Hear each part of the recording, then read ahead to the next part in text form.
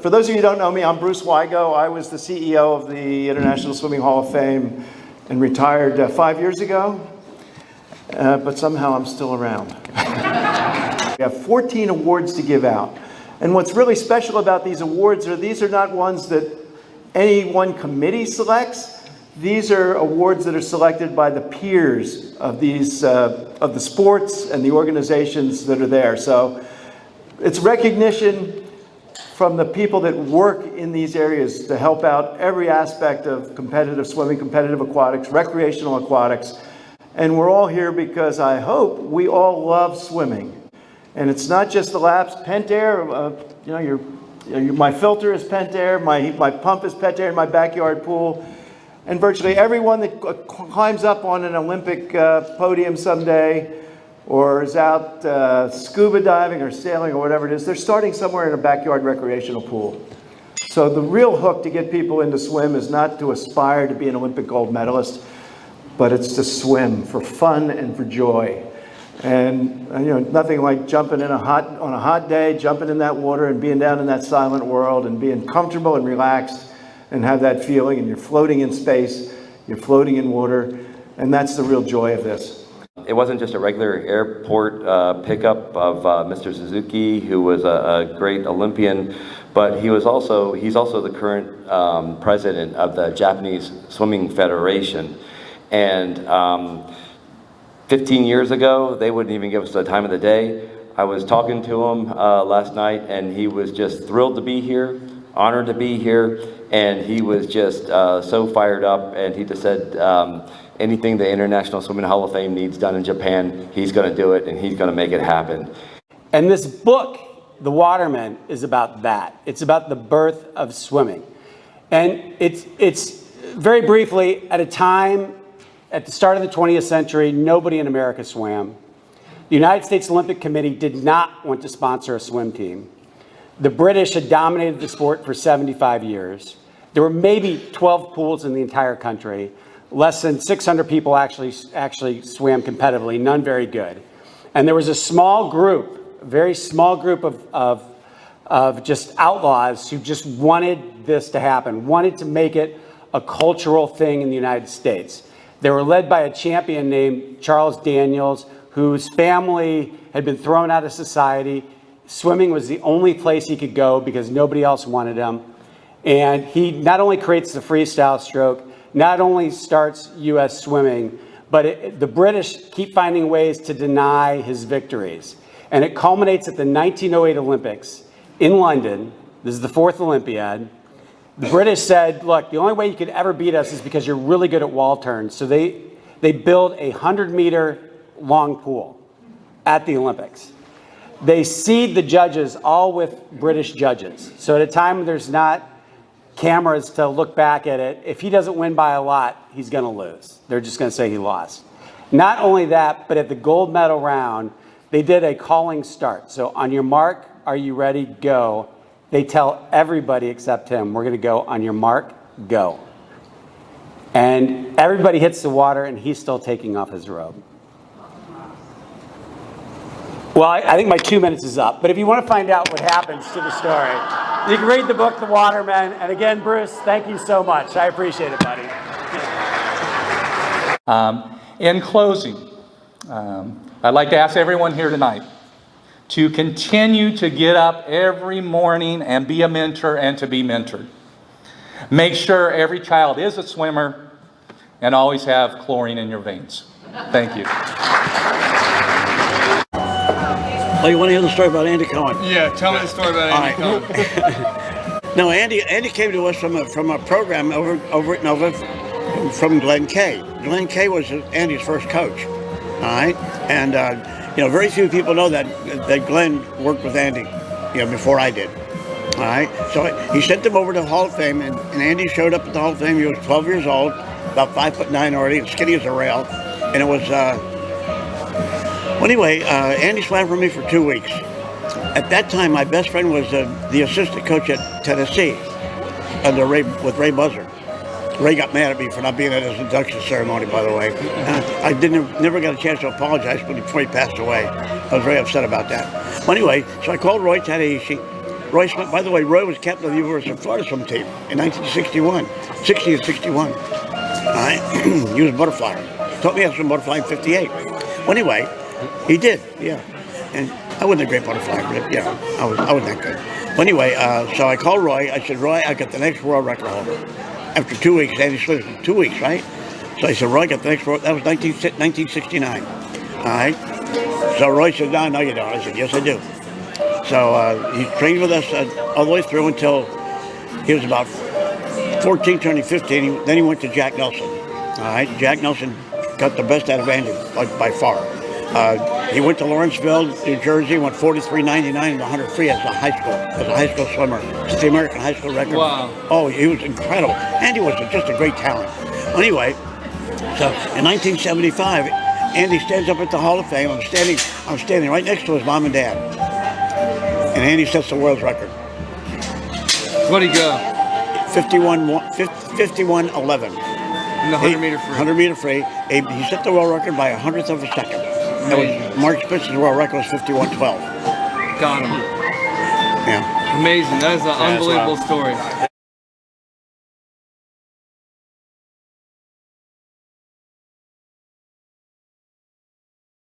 Welcome to Fort Lauderdale. We're so glad that you're here. Just to get us started off, thank you to Mary and Mark McCullough for organizing Swim Across America. Great organization.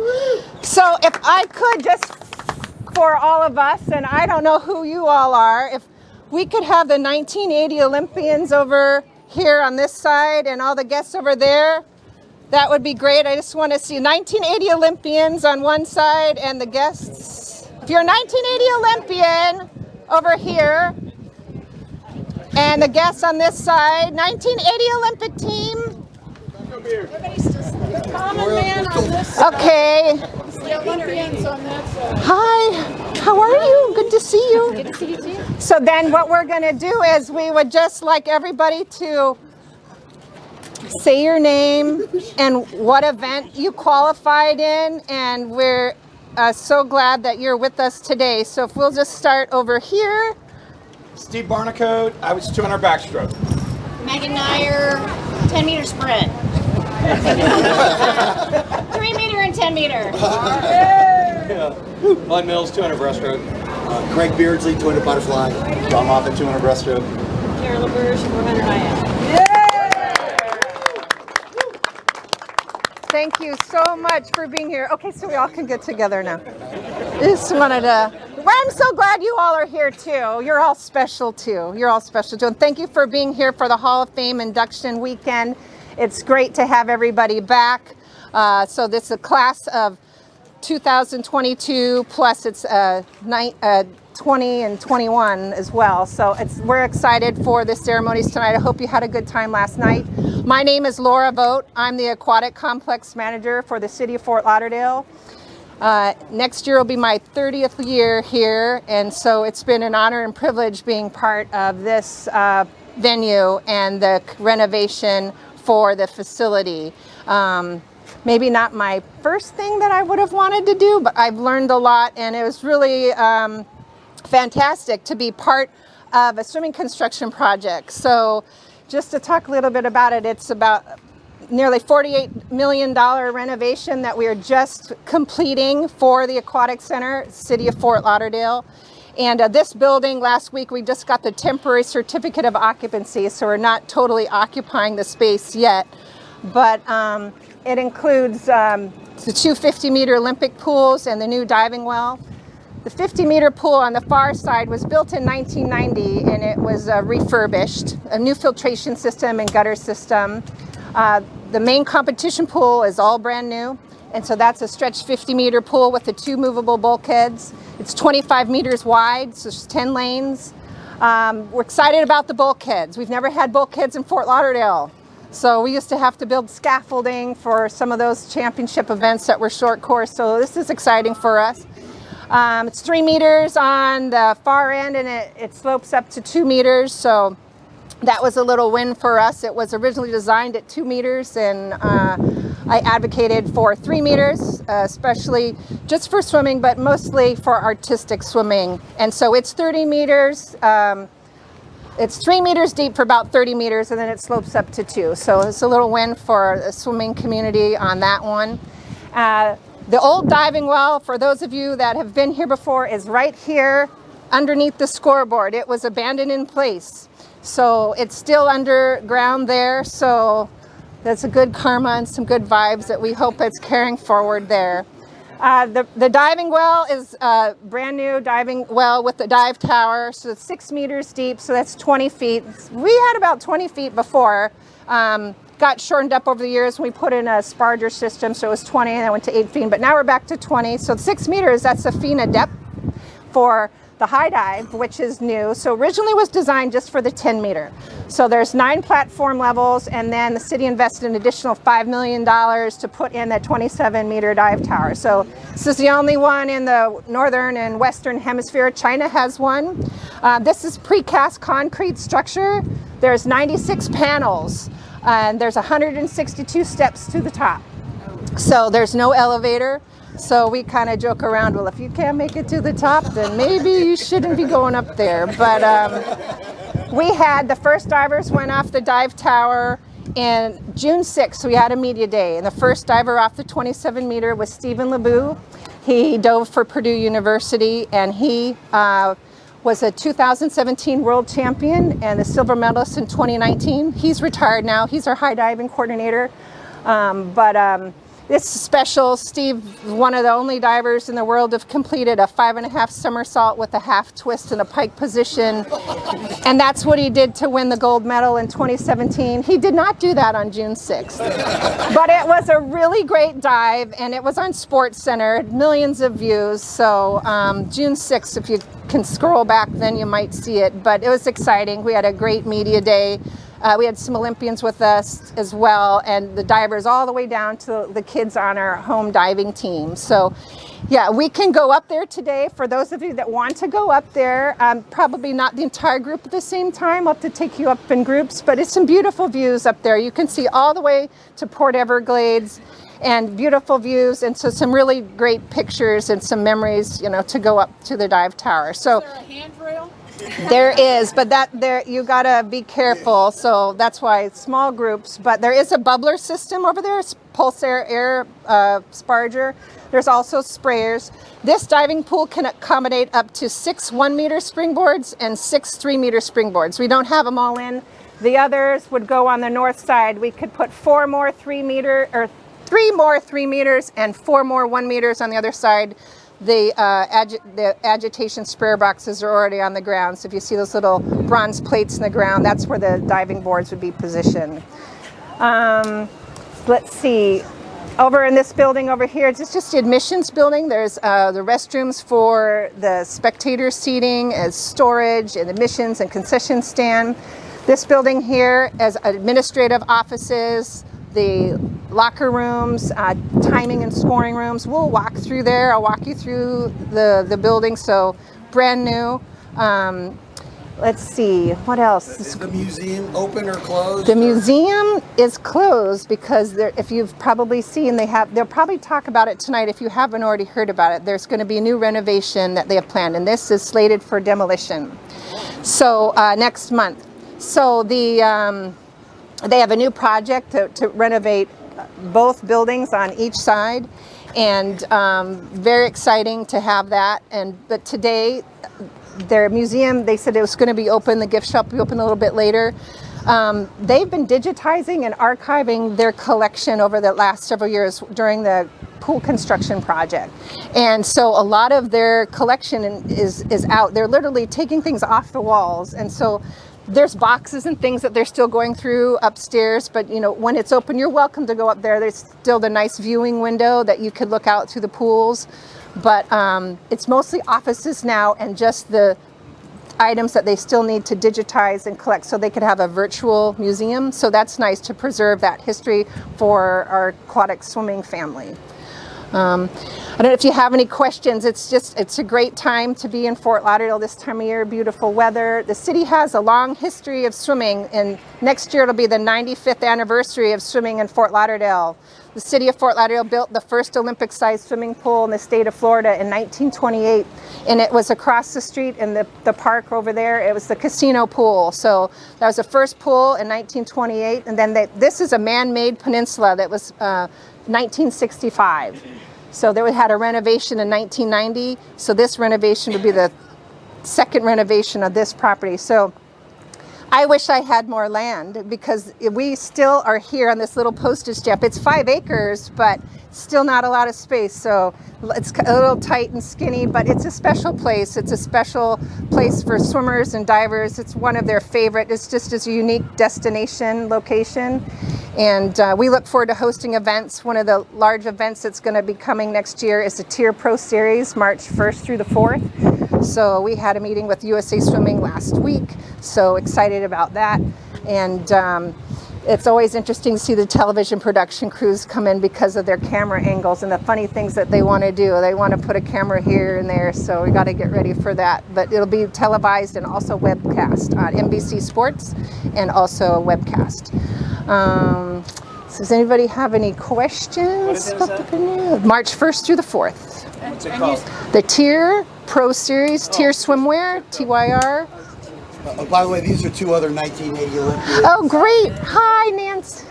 Tell them who you are. I'm Brian Goodell, 76 and 80 Olympics. Won the 4 and 1500 in 76. Sam Thayer, 1980 Olympic swimmer, 50 meter, 100 meter, female, transgender. So I was SUZUKI there when I made the team. And Nancy hogshead-makar. I think in 80, I think I was 200 fly, 400 IM. Wouldn't swear to it. And then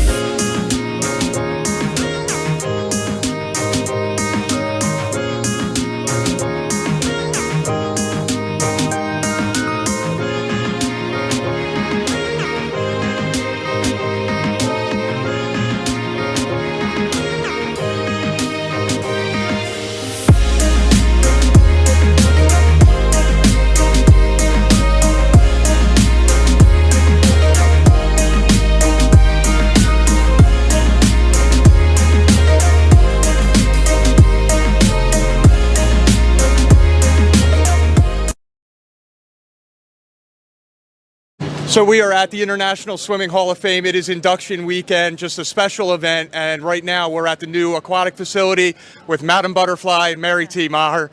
And Mary T., thanks for joining us. Just to be here.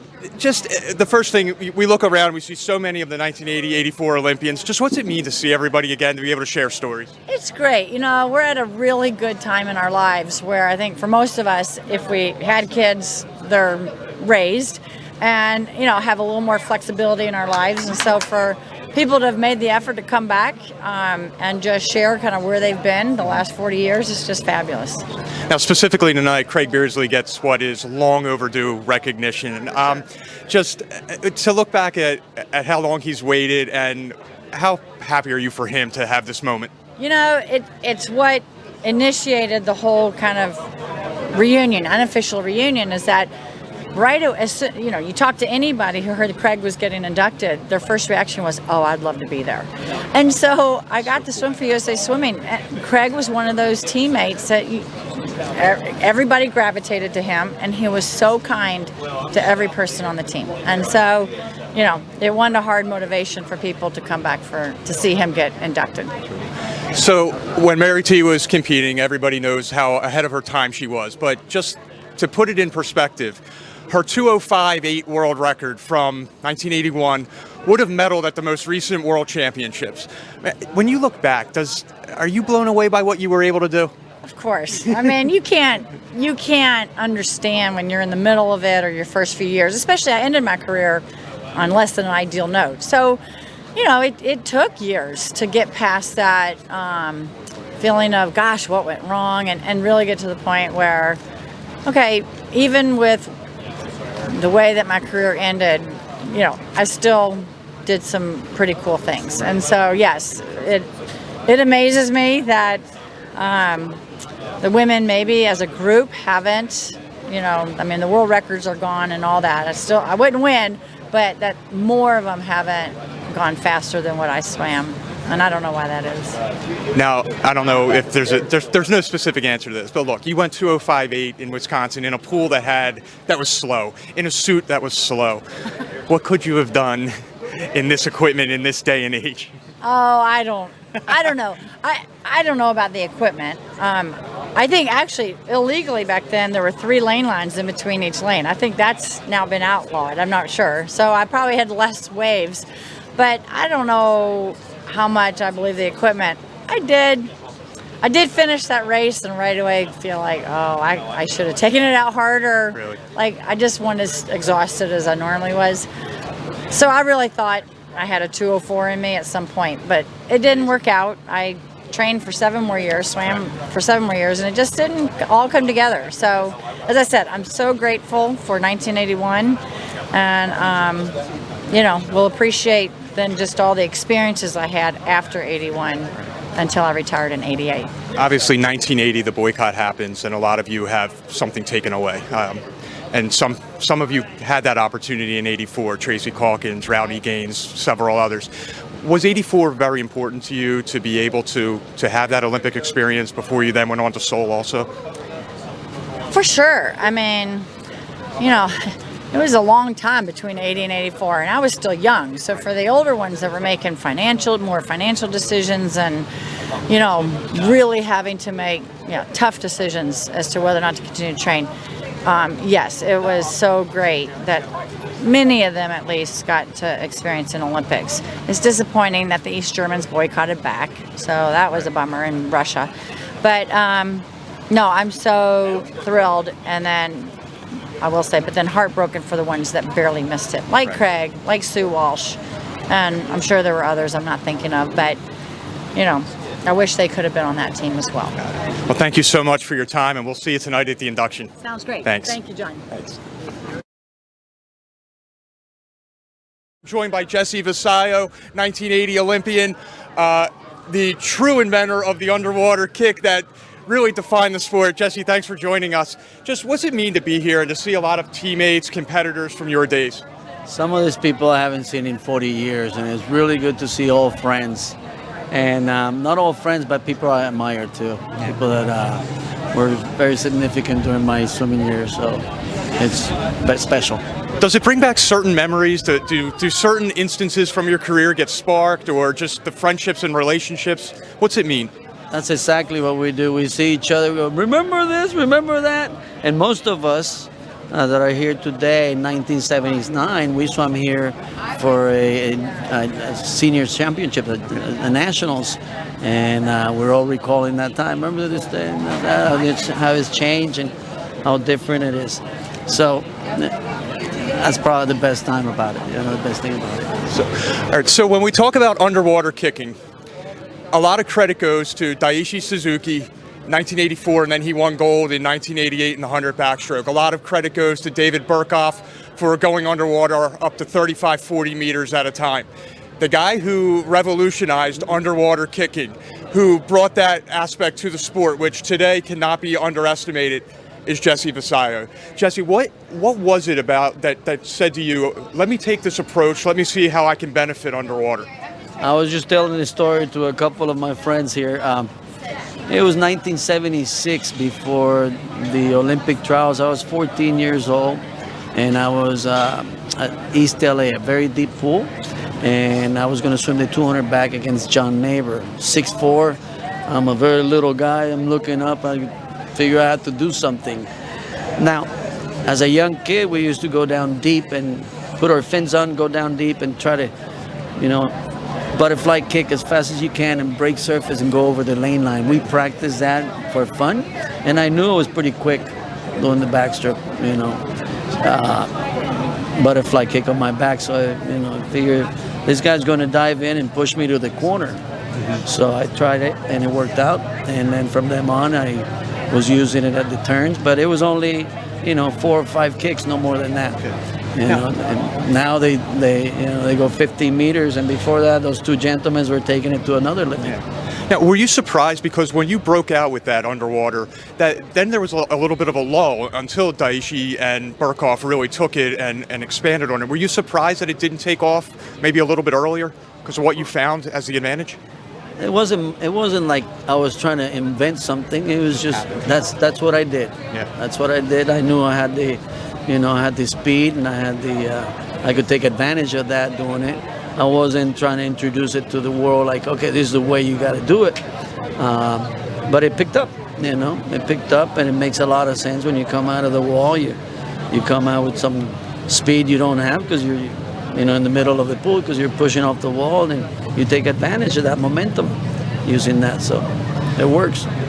Obviously, 1980, bittersweet. I mean, you have the Olympic. You'll always be an Olympian, but you didn't get the chance to go to Moscow. When you look back on the decision by President Carter, how do you reconcile it, or what are your thoughts? Looking back 42 years. Well, I was lucky enough to make the '84 Olympics. I think if I wouldn't have made the Olympic team in '84, I would have still feel even differently. So that calmed my anger, or my rage, or my sentiments, whatever you want to call them, about 1980. But you can look at it now. You say it was a waste of time. Nothing we should have done. Nothing we should have ever looked at doing. Right. But at that time, the government sold it to us like we gotta all unite to do this, and that's how we swallowed it back then. Last question. Tonight, Craig Beardsley gets inducted into the Hall of Fame, and the turnout here for him has been unbelievable from former teammates. Just how exciting is it to see a guy who is so well respected as Craig get inducted? I am super happy for him. It's well earned and overdue. He has stayed with the swimming community, helping, with Swim America, getting in touch. He stays in touch with a lot of the teammates and stuff like that. So he's a unifier. So I'm glad to see him join the Hall of Fame. Proud of him. Happy for him. And what else can I say? Terrific. We are joined by Steve Lundquist, 1980, 1984 Olympian. Steve, just this weekend's been a celebration watching you guys all interact, the 80 and 84 Olympians. I mean, just how much has it meant to see everybody? How much has it meant to share past stories? Well, there's some stories we can tell, and there's some stories we can't tell. It's fun to see all these folks and how they've aged. I think the girls aged better than the guys. They all look so good now. It's like unbelievable. How did you stay in shape? And the guys are doing good. And I'm just amazed that everybody still, you don't see somebody for 40 years and you pick right back where you were. And it's really neat. We were talking before we went on air here about a lot of you here to celebrate Craig Beardsley finally getting into the Hall of Fame, something that's very overdue. The fact that so many of you have turned out for him, just talk about what he means to all of you as a teammate, as a person. Well, he's a great person. That's what matters. Teammate, okay, but just unbelievable guy, and it's a testament to Mary T for getting us all together, and then him to be here and be honored for something that's well overdue, and it's a reunion for all of us, and then to see Craig, for him, he's just a blessing for the sport. Are we looking at a raucous night tonight for the induction? I'm not sure, but yeah, probably. So, Steve, take me back to 1980. You hear in January about the possibility of what President Carter's thinking. Proud to be from Georgia. So, just how did you have to reconcile that year, though? You were at such the peak of your career there, and you have to deal with that, the boycott. Well, I started feeling sorry for myself, and then realized, I still had 3 more years of college. It turned out I still had about 10 more years of college. But no, I just said, I said, you know what? We're going to have setbacks the rest of our lives. And this is a big one, but, we'll overcome it. And if I don't get another chance at it, I don't get another chance at it. But at least, I was there for it and said, I was probably the best in the world in my sport at that time. Not my sport, my event. And I knew that life's going to throw you some curveballs, and you better know how to do it. And that was a great curveball moment. And every time since then, I just think back to that and go, you know what? It's not that bad. We'll get over it. When did you start gearing up for the LA games and starting to make a real push at that? Was that like right on the target, right after 80, or did you look at 82 Worlds and all those things as little stepping stones along the way? Yeah, every year's a different year, and you try to peak at certain times, usually for nationals, or especially for us in NCAAs. That's the big meet for us. And then you've got international, which is nationals team. For me, every year was, let's keep going, and hopefully you can make the 84. And so then I left SMU and went down to Texas to train with them for the Olympics. And it seemed to be a good move for me, because so many great swimmers were swimming at Texas, and you're not going to get better unless somebody's kicking your fanny around the pool. How difficult is it? We see sometimes where a breaststroker can really do a nice job balancing between the 100 and the 200, or even 50 all the way up to the 200. How difficult is it to excel at all 3 strokes, at all 3 distances in that stroke? Yeah, I didn't excel at any of it. I would argue the 100 pretty good. Well, I didn't like the 200 as much, but loved the 100. It's basically a sprint. I wish we would have done 50s. That'd have been great. That would have been fun. But yeah, it's hard. But once you've got the stroke down in the mechanics, it's a different glide plane from the 100 to the 200, and you're pacing yourself a little bit more. So I didn't have that down like most people. But it's a fun sport, and there's people who are great at the 50 and people who are great at the 200. And if you did a 500, they'd still be great, right? Yeah. How much do you to follow the sport today and to follow what takes place at the Worlds and Olympics? Are you do you follow a lot of it, or do you kind of separate yourself from it these days? It depresses me. They're so fast. Unbelievable, right? To see the times. Look at these times. I'm like, I couldn't swim freestyle that fast. The girls are faster than me, and that whole. It's just the sport has evolved, and God bless them, and the techniques are so much different, and the rules are different, and that's what the sport's meant to do. It's supposed to evolve. When you get stuck, it's not fun. So you see these world records, and they're fast. So when I say 56.88 in the 100-meter breaststroke, I think that's a perfect reaction right there. Well, and then I look at Katie Ledecky and what she's been able to do. Right. And the most exciting in the Olympics this last time was that 1500. Yeah. Come on, the guy's 1500. Yeah, to come home. That last 100. Yeah. What? Who does that? To come home in 25 and brilliant. Yeah, you gotta be kidding. Yeah, I couldn't do that on a 50 now. Amazing, Steve. Thanks for your time. Thank you Appreciate so much. Enjoyed it. Thank you. Thanks, pal. We're joined by 1984 Olympian Jeff Gabarino. Jeff, thanks for joining us. The first question I've been asking a lot of people, so I'll ask it to you. Just how nice is it to see everyone from the 80 and 84 teams that are getting together here? Absolutely awesome. We actually talked about that last night, that this is just, Beardsley getting inducted is just an excuse for us all to get together. And what is so true about the cliche as it is, it's about family and community. And so you run into people and you haven't seen them for 4 years, and automatically the stories come back, and it's like you've literally never missed a beat. And that's part of what this is really about, is the family and the community of swimming.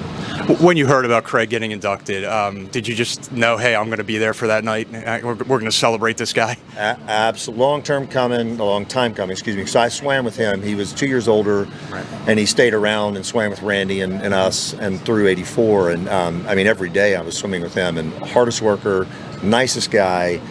You know, unfortunately, and here's the hard part, his teammate, one of my Patrick Kennedy, actually touched second, and Beardsley was third. And so in the first year where they reduced it from 3 to 2 qualifiers. Right. And so you're like heartbroken for this guy who has been around. I swam with him for 4 years, but then happy for your teammate who was also, and you're like, and Patrick for a long time, he was torn up about it. He was like, I didn't earn this, I didn't deserve this, I was a backstroker hammer, and this was kind of an off event. Anyway, so when I heard Beardsley was going to be inducted, we're like, oh, there's not even a question. We'll absolutely be here. Take us back to some of those Florida practices. I mean, the talent level there was unbelievable. What was it like? Cutthroat? Was it just that you pushed each other? What was the atmosphere like, and how much were you able to benefit because of the talent that was there?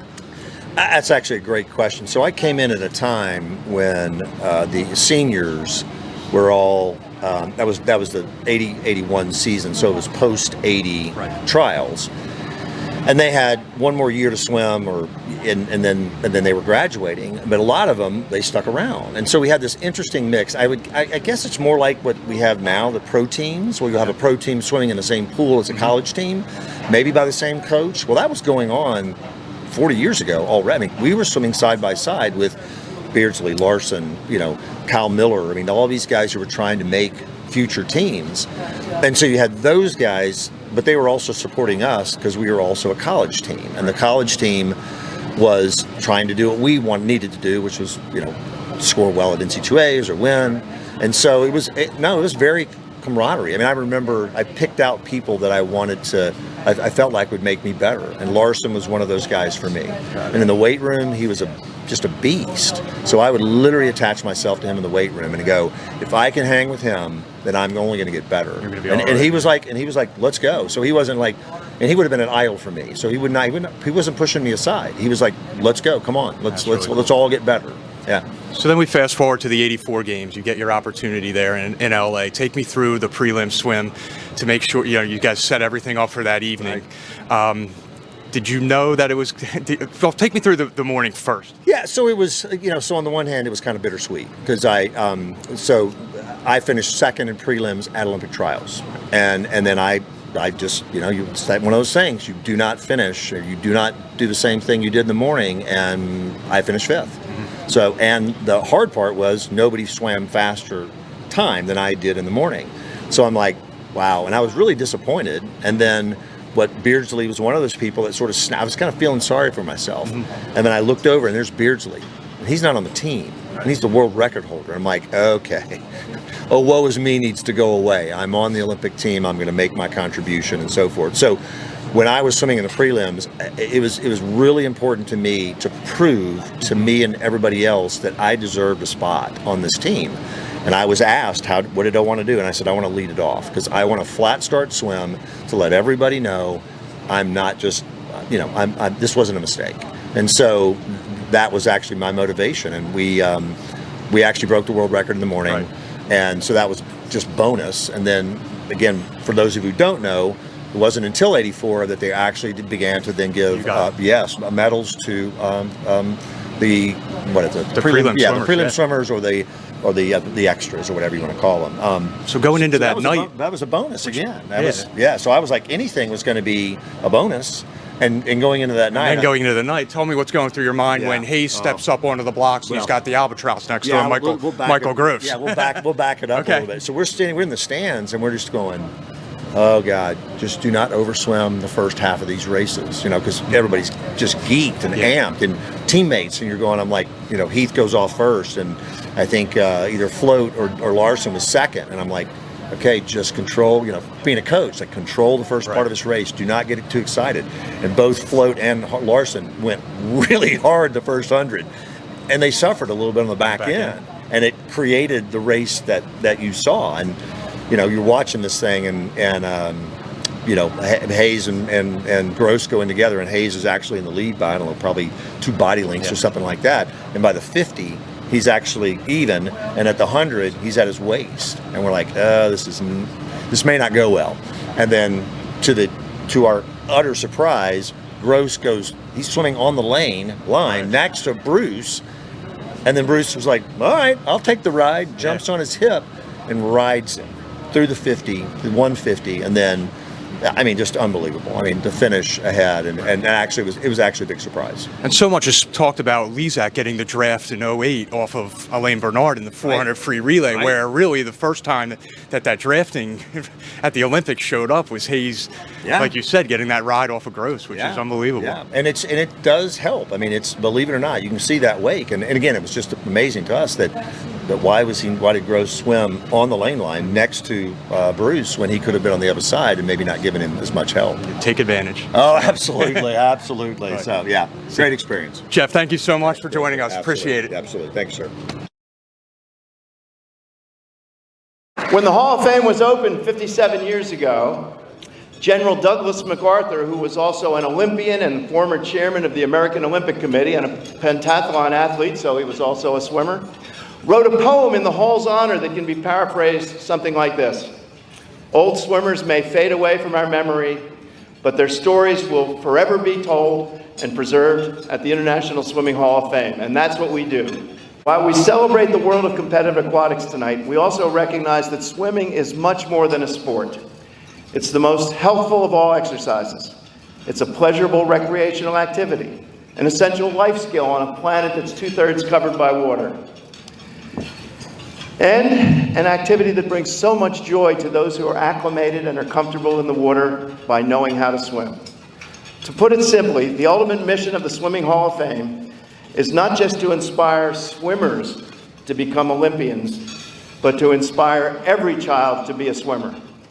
I get asked all the time, well, what's your favorite part about the Olympics? And I'm sure a lot of you Olympians get asked that. And I think people expect you to say, oh, well, this gold medal, or this world record. And really for me, it was the path it took to make me become the best that I can be. And the lessons that I learned from swimming, the hard work, the dedication, the sacrifice, the time management, all those things I learned from swimming. And I think all of you guys probably have been in the same experience I have with learning these lessons through sports. And understanding that you have such a love for sport and you learn so much from your sport that it really does trickle out in every other aspect of your life. And I think that's the biggest love that I learned from the sport of swimming, is about myself and what it took to be the best that I personally can be.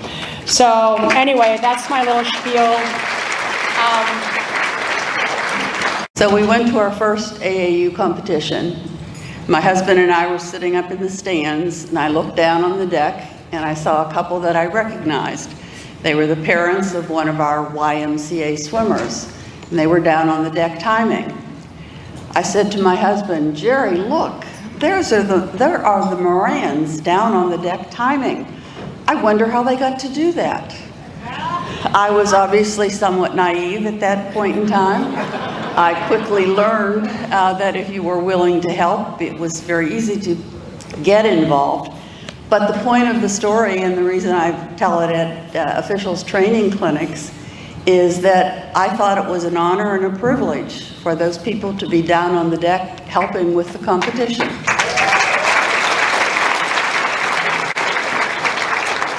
And I can honestly tell you that 50-some years later, I still believe that. Being on the deck, being involved with the competition is an honor and a privilege.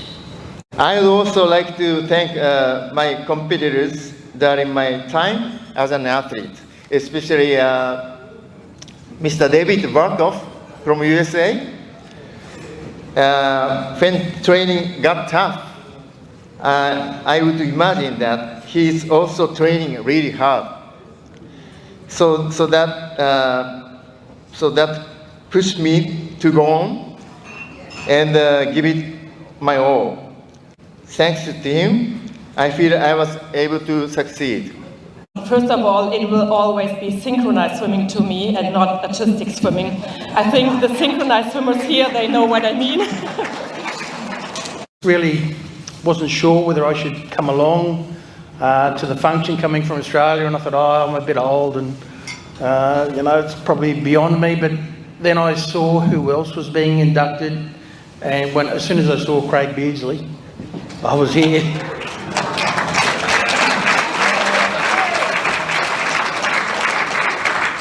I remember as a young kid, you know, he was the one I wanted to race in '84. Unfortunately, he wasn't there, but, you know, I took on Gross and was able to knock him off, but unfortunately Craig wasn't there, and I would have loved to have seen him there. But, you know, so as soon as I knew he was being inducted, I said, well, I've got to come. And I would like to thank my Swim Across America family. If you don't know Swim Across America, we're a nonprofit that raises money for cancer research through swimming events, and over the course of 35 years, we've raised over $100 million through swimming.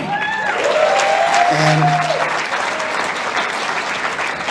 they came into my life at a very important time, because, you know, when you're done with your sport, there's a void, and you're trying to find yourself. And Swim Across America filled that void, and it rekindled my love for swimming, not competitive swimming, but for the importance of what swimming is and the effect that you can have on other people. And it made me realize that compassion and kindness can change the world, and that individually and collectively we make a difference. I think most of you can vouch for it. Swimmers are very employable. You know, we're quite devoted, we're driven, we're competitive. So I try and always surround myself with like-minded people, still have the same passion in life for whatever I embark on.